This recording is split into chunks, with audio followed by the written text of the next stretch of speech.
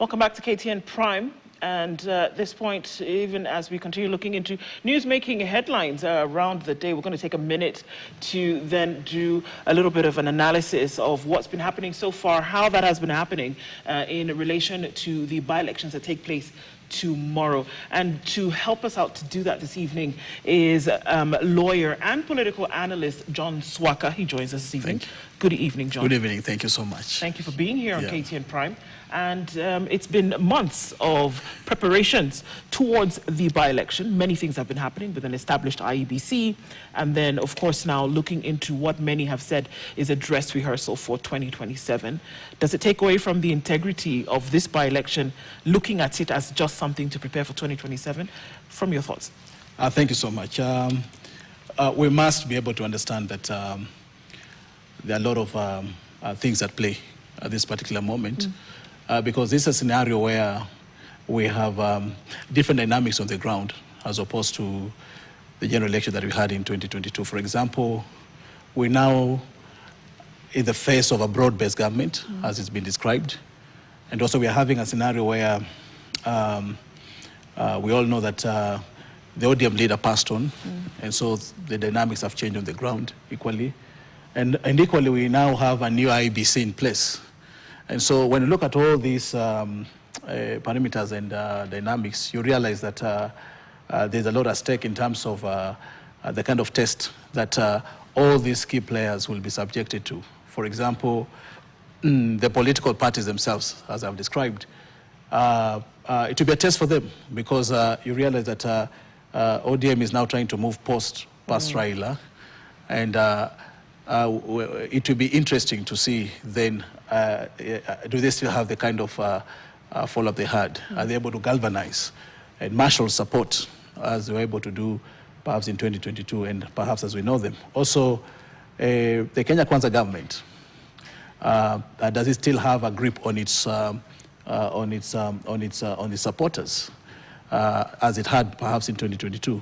Remember the fallout between the president and the deputy. I know the deputy, the former deputy president is now more or less leading the united opposition. So how will things turn out?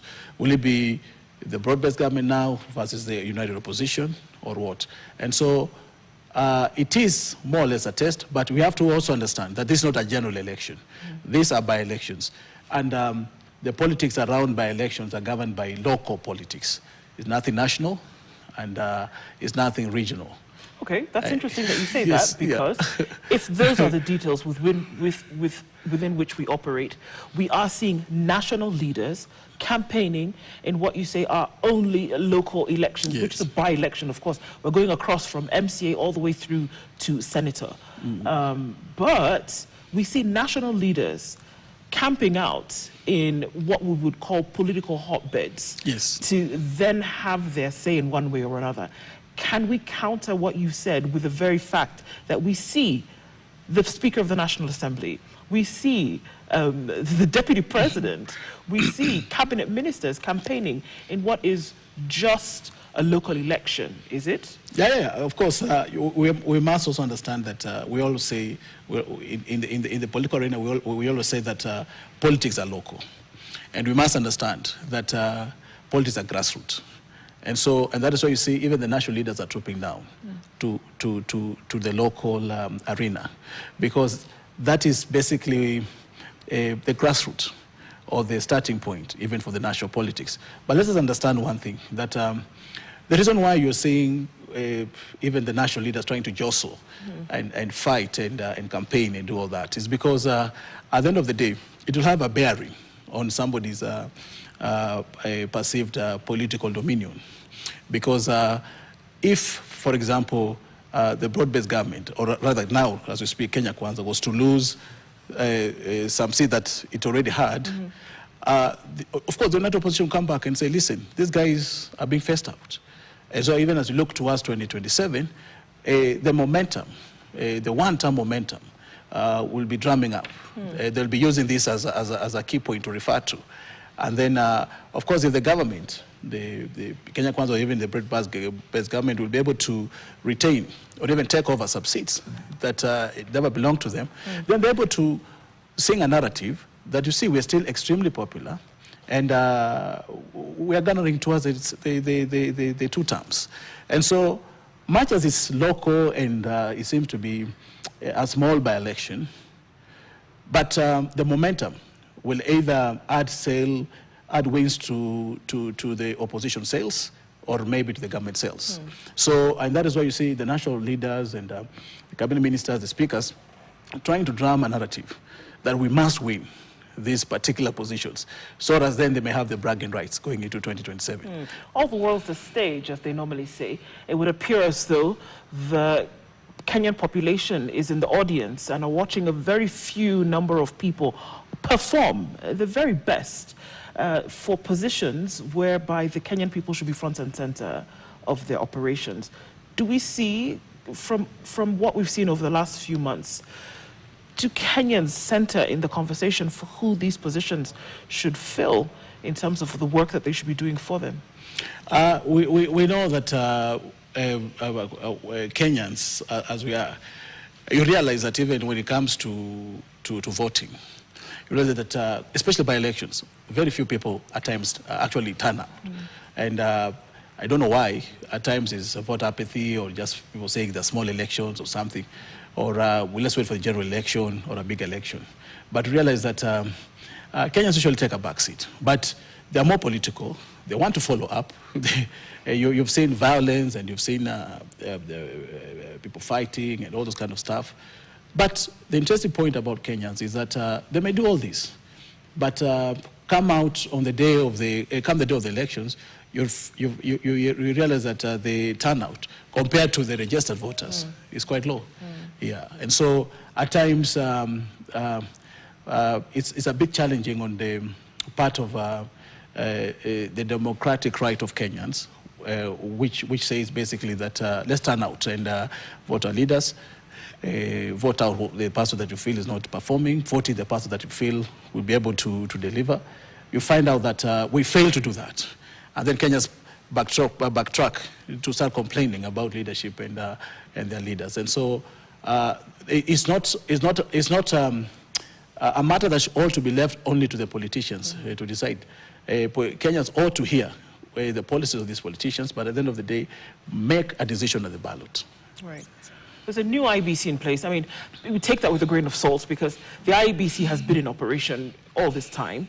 What we now have are new commissioners and a new chairperson, and already it's started to be fraught with a lot of, displeasure from a political point of view, but then question marks about how the IEBC then will conduct this by-election, and of course could give a dress rehearsal for 2027. Yes. It's more than just a by-election also for the IEBC. So far, so good in your opinion? Well, IEBC must really come out and be counted, because when you look at the history that we've had in our polls, Kenyans have always pointed a finger at the IEBC, and the IEBC as an institution has actually suffered a lot in terms of credibility. And right from the Kivuitu time until now, I do not think, other than the 2022 elections, the 2002 elections where Kibaki Tosha was able to pass, you realize that in every other election, there's been a contest, either on the streets and in the courts and all that. And so, and you must remember that this new IEBC is also coming out from the background of a lot of politics, a lot of court matters that have been filed. It actually took a very long time for it to be assembled. And then I realized that there were complaints even before that some politicians were interfering with the process and handpicking their own cronies into the IEBC commission. So you realize that as they stand today, they have a litmus test into demonstrating to Kenyans that listen, we're impartial, we're independent, and the way we are going to conduct these elections will basically demonstrate that we are well able to handle the general elections of 2027. Remember, as I said, by-elections are more or less local and all that. But you see, if the local elections will bring trouble to IEBC, then it behoves us to really reconsider whether they're able to handle the 2027 general elections, because then it's wider, the dynamics are bigger, we're dealing with many more regions and many other factors. Local by-elections do not have tribal issues and all that because it's local. But remember, when you stretch this thing into now a general election, a lot of other dynamics come in. So if they're able to pass this test, then Kenyans can start having confidence that maybe now we have a body that is in place which may be able to handle the 2027 elections without any issues and all that. Let's look at political parties for a bit. There are quite a number of parties who have a point to prove. ODM to prove that it can weather the storm without long time. The late Raila Odinga. DCP trying to prove as well that the former deputy president can actually marshal the troops, as it were. UDA trying to prove that, it is the one who sits in the majority, or then also sits as the strongest party, if that is adjectives that we can use. And, other parties, mind you, there are 180 candidates, aspirants in different political positions. There are 24 positions to be taken up. Different parties have different points to prove. Who do you think will then shine through in all of this? Of course, just as you said, there's been a lot of realignment from the 2022 elections, and we have to really be able to embrace the fact that DCP is a new party, came out of the fallout of the impeachment of the then deputy president, and it's here, it's on the ground to really show that, listen, I'm popular. The impeachment was a big mistake, and that DCP is ready to lock horns with UDA, and by large the Kenya Kwanza. And now you come to ODM. For the longest time ever, Raila Amolo Odinga has been the leader, and his word has been respected. And now we're having a scenario where he's no longer there. So how will ODM now be able to marshal his forces through all these elections and all that? Which is the voice? Who is the voice? We're already hearing splinter voices within the party. This was saying we need to rethink our association with the broad-based. Others saying we are in the broad-based to stay, that's where we were left. And so all these dynamics now will come to play and test, is ODM still popular? Right. Are they able to marshal their troops as they've always done prior to 2022, after 2022, and now? And this will also be an indicator of what more or less will be happening in 2027. Now you come back to UDA, you realize that, of course, UDA is a part of Kenya Kwanza, and realize that there's been a fraction and a fragmentation of UDA that, of course, has led into a DCP being formed and the deputy president and his allies coming out of the government. Then again, it will be tested. Are you still popular in the regions that you are popular? Have you been able to gain more ground, or you're losing ground? So it's a test for all parties. All parties are being tested in these by-elections, and equally the IEBC is being tested in these elections. Yeah. I mean, and to be fair as well, like we said, over 100, just over 180 candidates, aspirants in different places. But we seem to have our attention fixated on a few. Is that just the game? Is that just the way that politics plays out? That there will be some dominant voices and there will be others who may actually find their way through this net when you focus on the dominance? I mean, if you look into your crystal ball, for example, would you be able to imagine that there would be folks who have not had attention paid to them that could come through the works and sit in those positions, essentially changing the axis of politics? Yeah, of course. In every election, there have been upsets. Yep. There have been upsets, just like we've seen even in general elections, where people who were not considered even as serious contenders for gubernatorials were given senatorial positions, MPs and all that. So it will not be a surprise that candidates who's nobody been eyeing or even talking about them may even pull a fast on everyone. Because remember, the people voting are Kenyans, are not the political voices that we're hearing. The political voices, of course, will tell us, let's go for DCP, let's go for ODM, let's go for UDA. But at times, Kenyans usually pull back from that and say, listen, we want to deal with somebody out of the integrity that we know about him, out of the substance that we know about him, and they may pull a surprise. Yes. Give you a political report of what you see happening tomorrow, as you know, polls open really early in the morning, going till 5 o'clock. How do you see it all playing out? Well, if you've been keen enough to watch what has been happening, I think in most of these polls, Kenyans from both sides have been able to come out, from both sides of the divide. And when you look at even the fact that they've been colliding in violence and all that, based on at times utterances of the politicians and all that. If Kenyans are just left to do their voting as they will exercise their democratic rights, anything can happen in these polls.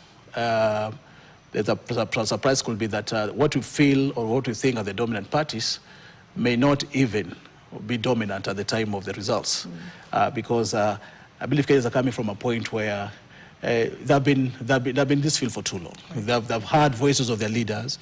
They've been divided along political lines. They've been divided along tribal lines. And the time has come for them to rise up and say, listen, we're going for a candidate that we know will be able to deliver for us. And so Kenya should be up for surprises tomorrow. Yeah. John Sakwa, lawyer and political analyst. Thank you for that. Thank you so much. It's interesting to then be able to get those that analysis and that perspective. Tomorrow, we'll wait and see what happens. Thank you so much. Thank you for being here on KTN Prime. And we continue with more stories as we get into it this morning, this evening. And as we get into other stories, we'll look into more of those as we then go along. Thank you for that analysis. Tomorrow, of course, is a day when we look into what the elections will look like. But let's look into other stories that are then making